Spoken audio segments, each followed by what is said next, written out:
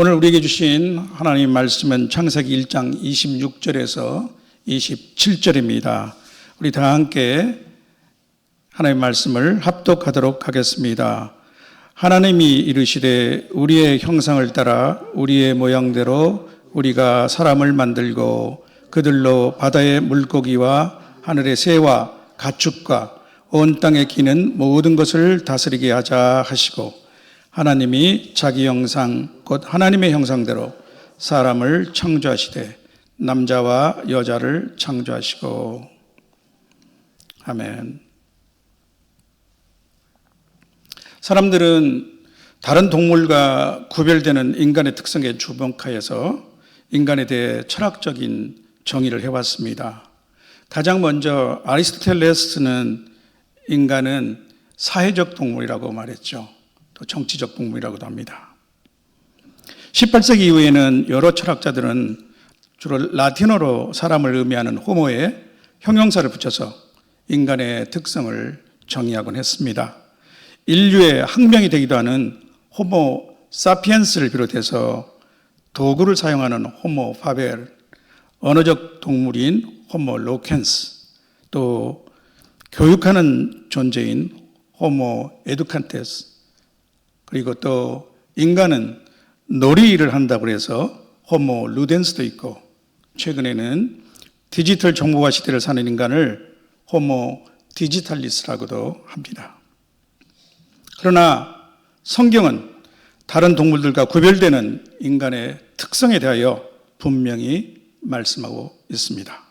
그것이 오늘 본문 말씀입니다. 27절은 하나님이 자기 형상, 곧 하나님의 형상대로 사람을 남자와 여자로 창조하셨다고 선포하고 있습니다.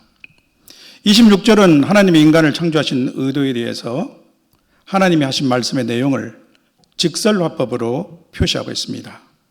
그것은 우리가 우리의 형상을 따라 우리 모양대로 사람을 만들자라는 것입니다. 이 구절은 성경학자간 상당히 논란이 많은 구절이기도 합니다. 먼저 하나님이 이르시되라는 도입부는 3인칭 단수동사를 사용했습니다. 당연한 것이죠. 하나님이 주어가 되는 것이니까. 그런데 그 말씀의 내용은 복수의 사람이 말하는 형식이 되기 있기 때문입니다. 만들자라고 하는 1인칭 복수동사와 우리의 형상, 또 우리의 모양과 같이 내가 아닌 우리라는 복수 대명사가 사용되고 있기 때문입니다.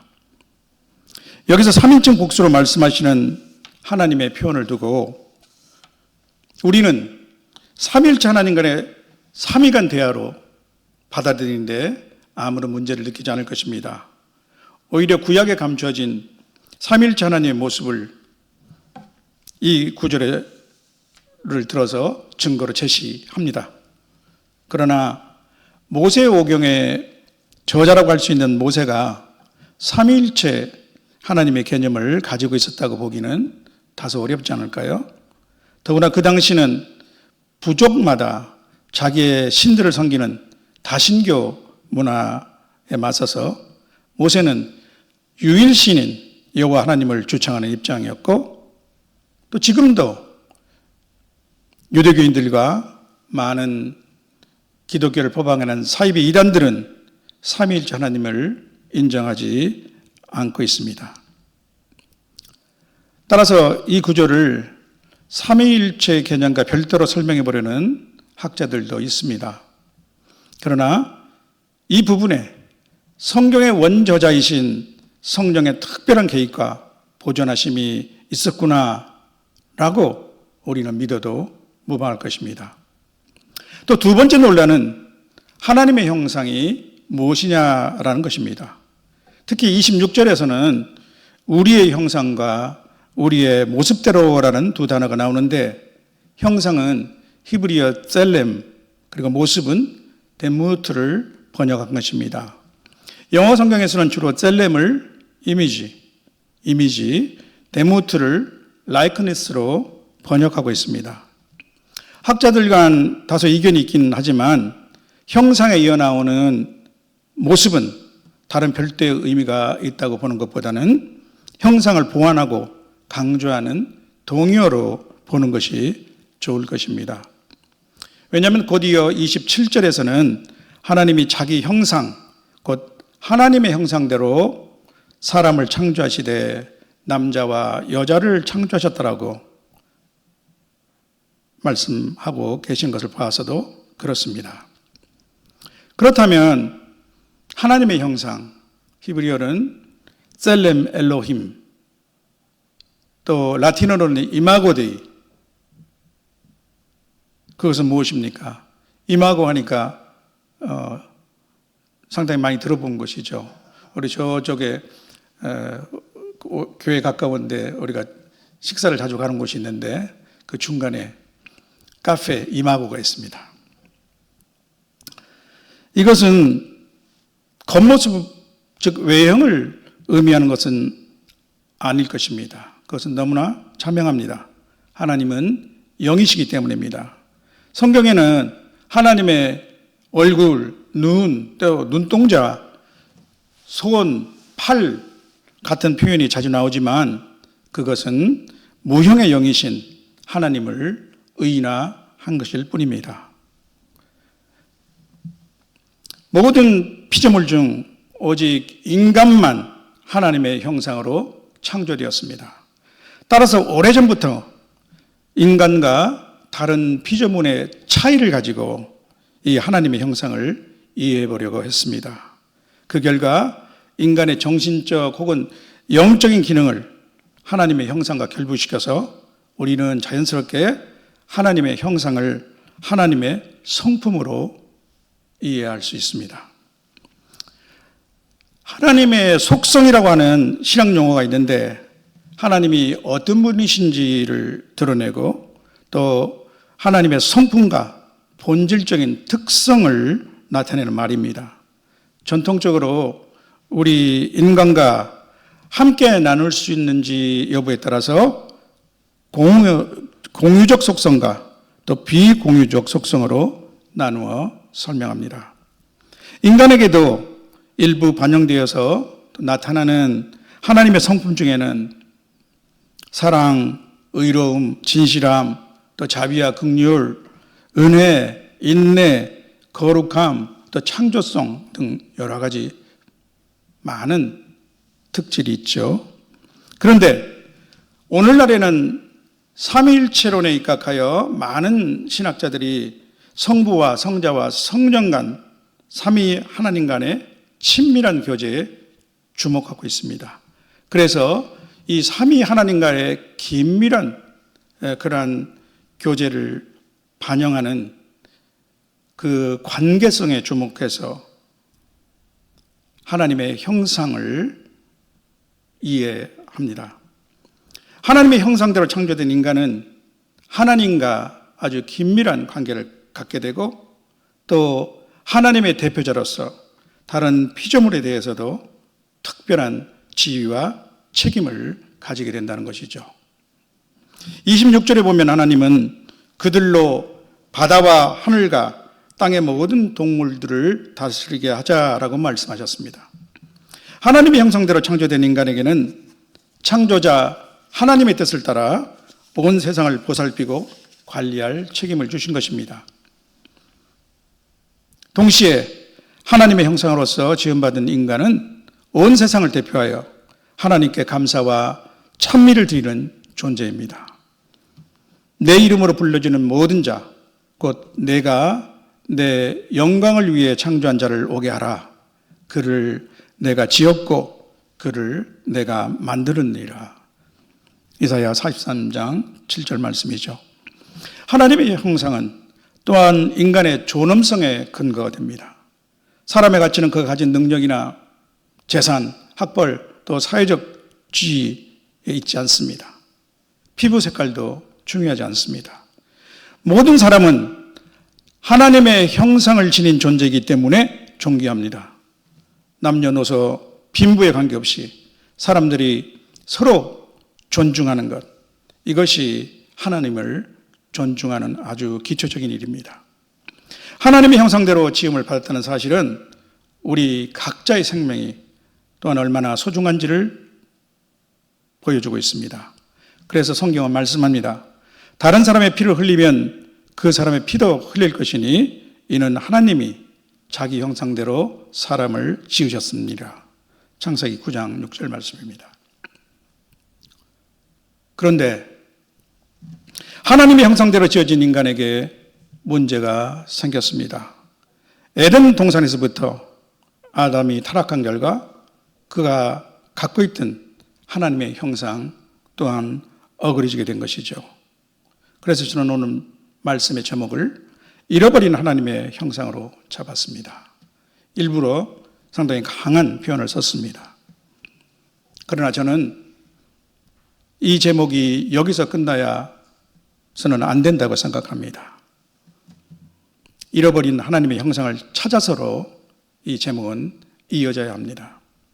아무튼 지금부터가 오늘 말씀의 본론이 될 것입니다. 저는 세 가지로 말씀을 드리고 싶습니다. 아담은 하나님의 형상을 완전히 유지하지 못했습니다. 첫째로 아담은 하나님의 형상을 완전히 유지하지 못했습니다. 아담은 하나님을 대표하는 완전한 형상이 아니었던 것이죠. 이것은 그가 죄를 범하기 전에는 완전하였으나 죄를 범함으로써 그 완전성을 상실하게 된 것이라는 말이 아닙니다. 완전함은 오직 하나님께만 돌릴 수 있는 것입니다. 아담을 비롯한 어떤 피조물에게도 완전함은 적합하지 않습니다. 아담과 하와는 에덴에서 추방되었고 곧이어 형제간 살인이 있었습니다. 그들의 후손 사이에서 악은 다양한 변이를 일으키면서 걷잡을 수 없이 퍼져나갔습니다. 오죽하면 하나님은 사람의 죄악이 세상에 가득함과 그의 마음으로 생각하는 모든 계획이 항상 악할 뿐임을 보시고 땅 위에 사람 지으셨음을 한탄하사 마음에 근심할 지경이 되었습니다. 창세기 6장 5, 6절의 말씀이죠. 그래서 하나님은 대홍수로 노아와 그 가족 8명을 제한 모든 사람을 멸절시키셨습니다. 이후에도 인류는 바벨탑을 쌓으며 한마음으로 하나님의 자리를 넘보았습니다.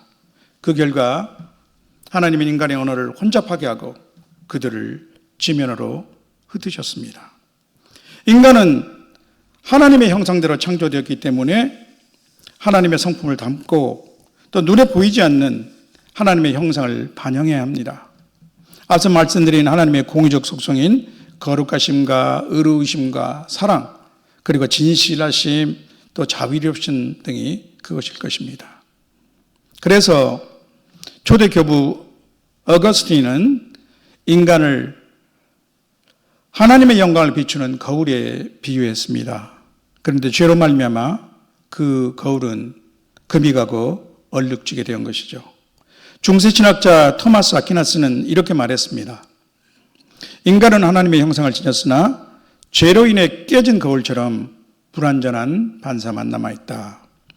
그리고 C.S. 루이스는 이렇게 말했습니다. 모든 인간은 하나님의 형상을 비추는 거울이지만 그 거울은 금이 가고 얼룩져 있다. 아담의 범죄 이후 인간에게 있던 하나님의 형상은 훼손되었습니다. 오히려 거짓과 탐욕과 미움 등 온갖 악한 것들이 들어왔습니다. 하나님의 형상대로 지음받은 존재가 때로는 하나님과 정반대되는 모습으로 살아가게 된 것입니다. 탄물을 내야 할 우물이 쓴물을 내게 되었습니다. 오늘날 뉴스를 통해 나날이 더 흉악하고 끔찍한 범죄 소식을 접할 때 우리는 인간의 타락을 가져온 죄악의 실체, 전율을 느끼지 않을 수 없습니다. 또 뻔한 사실을 두고도 흙과 백처럼 상반된 주장으로 맞서고 그러면서도 입으로는 다 국민을 위한다고, 국민의 뜻이라고 주장하는 여야 정치인들의 뻔뻔한 모습을 대할 때 때로 우리는 인간성에 대한 근본적 회의를 느끼기도 합니다. 그래서 어떤 믿지 않는 사람들은 인간이 하나님의 형상대로 만들어졌다는 사실을 부인합니다.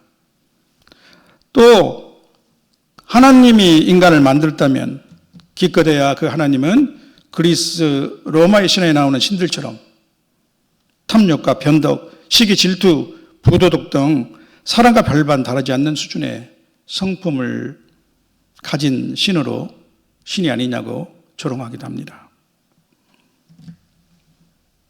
인간 안에는 하나님의 형상과 함께 악이 공존하게 되었습니다. 그렇기 때문에 인간은 비록 때로는 하나님의 형상을 일그러뜨리고 가리지만 그래도 간간히 양심의 소리를 붙들고 하나님의 선하고 아름다운 모습을 투영하기도 합니다. 이것이 깨어진 거울의 모습입니다. 이제 두 번째 상황입니다. 예수 그리스도는 완전한 하나님의 형상이십니다. 하나님을 대표하는 완전한 형상은 아담이 아니라 그리스도이십니다. 그는 보이지 않는 하나님의 형상이시요 모든 피조물보다 먼저 나신 이라고 성경은 선포하고 있습니다. 골로새서 1장 15절 말씀이죠. 예수 그리스도는 성경 말씀대로 이미 2000년 전에 이 땅에 오셨습니다. 그리스도는 이 땅에 오신 하나님의 참 형상입니다. 그는 나를 믿는 자는 나를 보내신 이를 믿는 것이며 나를 보는 자는 나를 보내신 이를 보는 것이라고 외치셨습니다. 또 잡히시긴 전날 밤에는 주여 아버지를 우리에게 보여주옵소서 그리하면 족하겠나이라고 말한 빌립에게 이렇게 반문하셨습니다. 빌립아, 내가 이렇게 오래 너희와 함께 있으되 네가 나를 알지 못하느냐? 나를 본 자는 아버지를 보았거늘 어찌하여 아버지를 보이라 하느냐? 요한복음 14장 8절 9절 말씀입니다. 오늘날에도 이미 그리스도의 영광의 복음의 광채가 모든 사람들에게 비춰졌지만 아직 그 광채를 받지 못하는 사람들이 있습니다. 이 세상의 신이 마음을 혼미하게 해서 믿지 않는 사람들입니다. 그들에게는 예수님은 한낱 2000년 전에 오셨던 분, 그리고 성경 쪽에서 말씀하시고 또 기독교의 창시자에 불과합니다. 그들은 예수님의 참 모습을 보지 못하는 것이죠. 그리고 그 예수님이 보여주시는 하나님의 형상을 볼 재간이 없는 것입니다. 성도 여러분, 마지막 세 번째 결론을 겸한 말씀입니다. 온전한 하나님의 형상이신 그리스도를 닮아가는 것이 하나님이 우리를 부르신 목적입니다. 아담 안에서 깨어지고 잃어버린 하나님의 형상은 이제 두 번째 아담, 예수 그리스도 안에서 회복될 수 있습니다. 참 인간이시고 하나님이신 예수 그리스도는 십자가 죽음의 대속을 통해서 우리를 죄에서 사하였을 뿐만 아니라 우리를 하나님의 자녀가 되게 하였습니다. 하나님은 그 아들의 영을 우리 마음 가운데 보내서 아빠, 아버지라 부르게 하셨습니다. 갈라디아서 4장 6절 말씀이죠. 성경은 또한 말씀합니다. 하나님이 미리 아신 자들을 또한 그 아들의 형상을 본받게 하기 위해서 미리 정하셨으니 이는 그로 많은 형제 중에서 맏아들이 되게 하려 하심이라. 로마서 8장 29절 말씀입니다. 예수 그리스도는 우리에게 하나님을 나의 아버지, 우리의 아버지로 알려주셨습니다. 요한복음 안에는 아버지라는 단어가 100번도 넘게 나옵니다. 이제 우리는 예수님 안에서 하나님을 스스럼 없이 아빠, 아버지라고 부를 수 있습니다. 이 예수님이 보여주신 하나님의 형상은 아버지의 모습입니다. 강영한 교수라는 분이 공간복음 안에서 아버지에 대한 특징적인 표현을 4가지를 찾았습니다. 첫째로 아버지의 자비로우심입니다. 주님이 이렇게 말씀하셨습니다. 너희 아버지의 자비로우신 것 같이 너희도 자비로운 자가 되라. 누가복음 6장 36절 말씀입니다. 우리가 모든 사람을 선대하는 이유는 하나님이 자비로우신 분이시며 또 우리에게 자비를 베푸시는 아버지이시기 때문입니다. 자녀가 고통받을 때 같이 고통받으시고 또 우리의 유익을 위해서 개입하시는 분, 그분이 하나님 아버지이십니다. 둘째로 아버지의 선하심입니다. 예수님은 너희 원수를 사랑하며 너희를 박해하는 자를 위해서 기도하라고 하시면서 이같이 한즉 하늘에 계신 너희 아버지의 아들이 되리니 이는 하나님이 그 해를 악인과 선인에게 비치시며 비를 의로운 자와 불의한 자에게 내려주심이라고 말씀하셨습니다. 셋째로 아버지의 용서하시는 사랑입니다. 예수님은 서서 기도할 때 아무에게나 혐의가 있거든 용서하라. 그리하여야 하늘에 계신 너희 아버지도 너희 허물을 사하여 주시라고 말씀하십니다. 마가복음 11장 25절 말씀이죠. 하나님의 용서와 사랑을 가장 감동적으로 보여주는 것은 예수님이 예화로 들려주신 누가복음 15장에 돌아온 탕자를 맞아들이는 아버지의 모습일 것입니다. 이 넷째로 아버지의 미리 아심과 관심 그리고 돌보심입니다. 예수님은 은밀한 중에 기도하라고 말씀하시며 너희에게 있어야 할 것을 하나님 너희 아버지께서 아시느니라고 말씀하십니다. 물론 하나님은 우리의 필요를 아실 뿐만 아니라 능히 채워주실 분이시죠. 바울사도는 하나님을 우리 가운데서 역사하시는 능력대로 우리가 구하거나 생각하는 모든 것에 더 넘치도록 능히 하실 일이라고 증언하고 있습니다. 에베소서 3장 20절 말씀입니다. 성도 여러분, 우리가 이런 하나님의 자녀가 되었다는 데는 하나님을 닮아가야 한다는 요구가 있습니다. 성도로서 우리의 삶과 또 기독인으로서 윤리는 신분의 변화에 수반되는 행위의 열매라고 할 수 있습니다. 그것은 첫째로 하나님의 자녀로서 아버지를 닮아가는 것입니다. 이 땅에 인간의 모습을 보신 성자 하나님 예수 그리스도를 닮아가는 것이고 성령 하나님을 닮아가는 것입니다. 또한 눈에 보이지 않는 하나님의 형상을 우리가 드러내야 합니다. 표현해야 합니다. 우리의 말하는 것과 행동하는 그 모습을 보고 사람들이 저분을 보니 예수님이 어떤 분인지 알겠네. 이렇게 되어야 하지 않겠습니까? 또 우리의 모습을 보고 성령이 같이 하시는 사람, 성령의 사람이 다르구나. 성령이 계신 모양이다. 그렇게 말할 수 있어야 하지 않겠습니까? 아버지가 자비로우신 것처럼 우리도 자비롭고 예수님이 자기를 비우시고 종의 모습을 가지신 것처럼 우리도 종의 모습으로 살아가고 하나님의 영이 거룩하신 것처럼 우리도 거룩하게 살아가는 것. 이것이 아담이 잃어버린 하나님을 되찾아가는 우리 성도의 모습이 되어야 할 것입니다.